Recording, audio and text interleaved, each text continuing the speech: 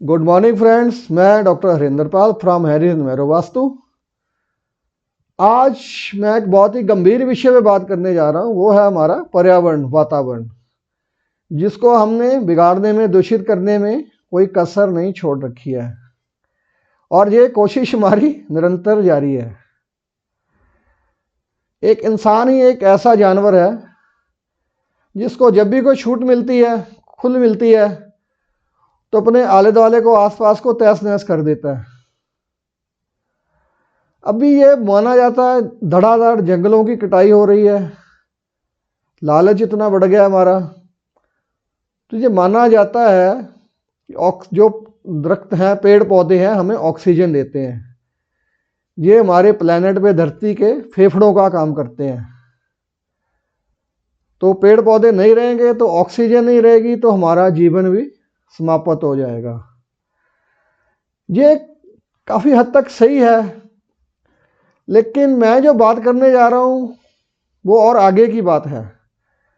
अभी अमेजोन के जंगल हैं तो वो लाखों एकड़ में फैले हुए हैं, उनकी भी कटाई शुरू हो रखी है। तो माना जाता है कि वो 20% हमारी जो टोटल ऑक्सीजन का जो है वो पैदा करते हैं। 20-22% अमेजोन के जंगल से जो हमें ऑक्सीजन मिलती है, इसको हमारे इस प्लैनेट का, ग्रह का फेफड़े माना गया है। लेकिन दोस्तों, दरख्त तो हमें, पेड़ तो हमें ऑक्सीजन दे रहे हैं, लेकिन ऑक्सीजन के और भी स्रोत हैं। मैं जो बात करने जा रहा हूं वो है एक काई, ब्लू एल्गी, जो समुद्र में होती है। ब्लू एल्गी काई जो है, इसकी बहुत सी किस्में हैं। इसको स्पिरुलिना भी बोलते हैं। ये एक ऐसी वनस्पति है जो 6 करोड़ साल पहले, वन सेल वंडर जिसको बोलते हैं, सिंगल एक सेल की, अकेरे सेल की जो वनस्पति पैदा हुई, वो सबसे पहले जो पैदा हुई वो था स्पिरुलिना, ब्लू एल्गी, या काई बोलते हैं इसको हमारी भाषा में। जो ये सिंगल सेल माना जाता है, जैसे ग्रंथों में कि पत्थर से, धूड़ से, मैटर जो था, पदार्थ था, धूड़ मिट्टी के कणों से पत्थर पैदा हुए, पत्थर से आगे वनस्पति पैदा हुई। तो ये जो था, ये ब्लू एल्गी थी जो सबसे पहले पैदा हुई। ये ब्लू एल्गी समुद्र में है। ये क्या करती है? ये क्या करती है, ये जो कार्बन डाइऑक्साइड है, जो ग्रीन हाउस गैसेज हैं, उन गैसों को ये सोखती है, तो उनको सोख के ये ऑक्सीजन में कन्वर्ट करती है। तो कहने का मतलब ये है कि हमारा ऑक्सीजन का जो मूल स्रोत है, जिसकी वजह से ये जीवन पनपा है, तो वो ब्लू एल्गी है, जो समुद्री घास जिसको बोलते हैं, ब्लू एल्गी काई बोलते हैं, स्पिरुलिना बोलते हैं। धरती का जो गोला गर्मी से धीरे धीरे ठंडा हुआ, तो पहले जो पूरा पानी था। अभी नासा ने रिसर्च में बताया है कि धरती का जो सबसे पहला हिस्सा जो पानी से बाहर आया इस प्लेनेट का, वो हमारे इंडिया में झारखंड की जमीन है जो सबसे पहले बाहर आई। उसके बाद धीरे धीरे धरती के अंदर की जो प्लेटें हैं, जिन पे ये टिका हुआ है, जो उनमें हिलजुल होती रही, तो धीरे धीरे जमीन के और हिस्से बाहर आते गए। इस तरह से जो महाद्वीप जो है हमारे एग्जिस्ट हुए, होंद में आए। अभी अमेजोन का एक जंगल है, लेकिन अमेजोन जैसे और कितने जंगल जो हैं वो समुद्र के अंदर हैं।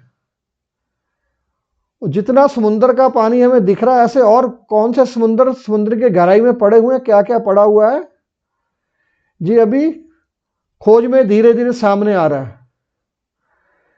अब जो ग्रीन हाउसेस हम क्रिएट कर रहे हैं, कार्बन डाइऑक्साइड पैदा हो रही है, वो समुद्र जो ग्लेशियर है उसमें जो ब्लू एल्गी है वो सोख रही है।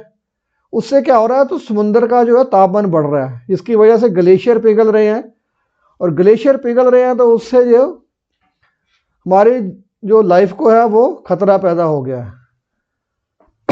अब इसके आगे और जो खतरा पैदा किया इंसान ने, जंगल काटने से भी जो बड़ा है, वो है हमारा जो सी बेड, सी माइन चल रही है। अब सी माइन का काम शुरू हो गया, तो समुद्र की सतह पे जाके जो सी माइनिंग की जा रही है, उससे जो है समुद्र का इकोसिस्टम सारा डिस्टर्ब हो रहा है, तहस नहस हो रहा है।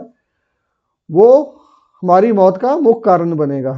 इस प्लेनेट को खत्म करने का, तहस नहस करने का कारण बनने जा रहा है। तो इससे बचना चाहिए, सी माइनिंग को रोकना चाहिए, इस पर कंप्लीट बैन लगना चाहिए। तो जो ब्लू एल्गी है वो ग्रीन हाउसेस का निष्कासन हमें कम करना चाहिए। पेड़ पौधों को तो हमने बचाना ही है। अगर इन चीज़ों को हम नहीं बचा पाएंगे तो हमारा जीवन, इस पे जीव जंतु जितने हैं, जो प्रजातियां सब खत्म हो जाएंगी, तो हम भी नहीं बचेंगे। करोड़ों अरबों अरबों खरबों डॉलर खर्चे जा रहे हैं रिसर्च पे, दूसरे प्लेनेट पे लाइफ खोजने के लिए। लेकिन अगर उसका कुछ हिस्सा भी हम इस पे खर्च कर लें कि इसी प्लेनेट पे लाइफ को कैसे बचाना है, तो उनकी ज़रूरत नहीं पड़ेगी। तो समुंदर में जो ब्लू एल्गी है, जो स्पिरुलिना है, वन सेल वंडर है, वनस्पति है, वो ऑक्सीजन का मुख्य स्रोत है। लेकिन अब इंसान ने उसको भी बर्बाद करना शुरू कर दिया सी माइनिंग के जरिए। उसको बचाना है। इकोसिस्टम अगर समुंदर का नहीं रहेगा तो ये हमारी धरती भी नहीं रहेगी। जैसे जिस पे जीवन पनपा था वैसे ही ये खत्म हो जाएगा। तो पेड़ पौधे तो लगाने हैं, उनको कटाई से तो बचाना है, हमें जागरूक होना होगा। ये मैसेज ज़्यादा से ज़्यादा लोगों के तक पहुंचाना है। जितना हो सके इस वीडियो को लोगों के साथ शेयर कीजिए, ताकि हम जान पाएं कि दरख्तों की कटाई के अलावा और कितना बड़ा खतरा हमारे सामने है जो हम कर रहे हैं। तो सभी को सुचेत होना होगा, एक लहर बनानी होगी। सी बेड को, सी माइनिंग को रोका जाए, इसके विरोध में आवाज़ उठाइए, ज़्यादा से ज़्यादा दरख्त लगाएं, दरख्तों की कटाई का विरोध करें।